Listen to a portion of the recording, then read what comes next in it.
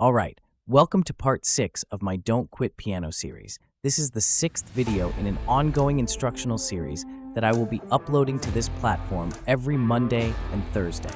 So be sure to subscribe and follow me for 2 new lesson videos every week. And remember, these videos are absolutely free.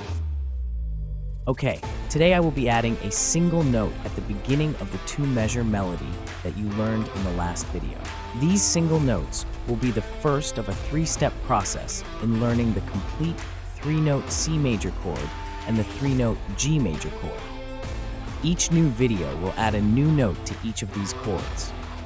So by the end of the next 2 videos, you will be playing the complex melody that you learned in the previous video and the 2 3-note chords I just mentioned.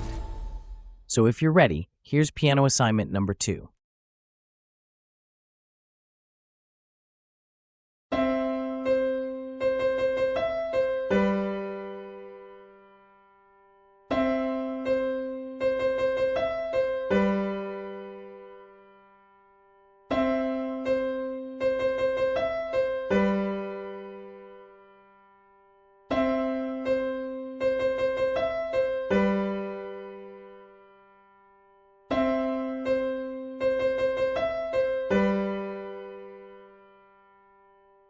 When you sit down at your piano, the C that is directly in front of you is called middle C.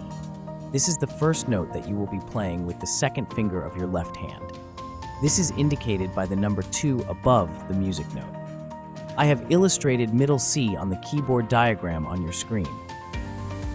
The first note that you'll be playing with your right hand pinky is located 9 white keys above or to the right of middle C. Since the E on the top music staff lines up with the C on the bottom staff, they get played together at the same time. You will continue to hold the C key with your left-hand pointer finger while you finish playing the remainder of the notes in measure 1 with your right hand. When you get to measure 2, the B key on the top staff gets played at the same time as the G key on the bottom staff. I do realize the G on the bottom staff is a whole note and should get a full 4 beats.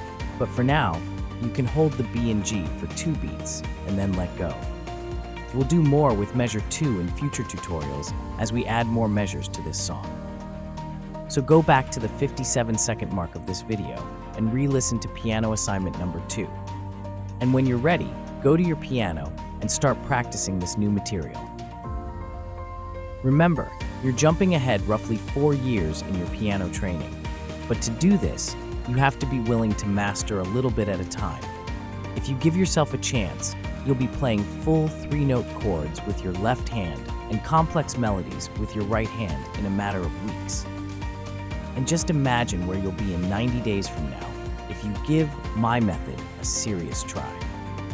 Okay, I'll be uploading part 7 of my Don't Quit Piano series on Monday and part 8 next Thursday. So remember to subscribe and follow to get my latest video tutorials. I also upload other helpful piano resources on the in-between days, so be sure to check back daily. My name is Andrew, and I'll see you in the next video. Have a great day.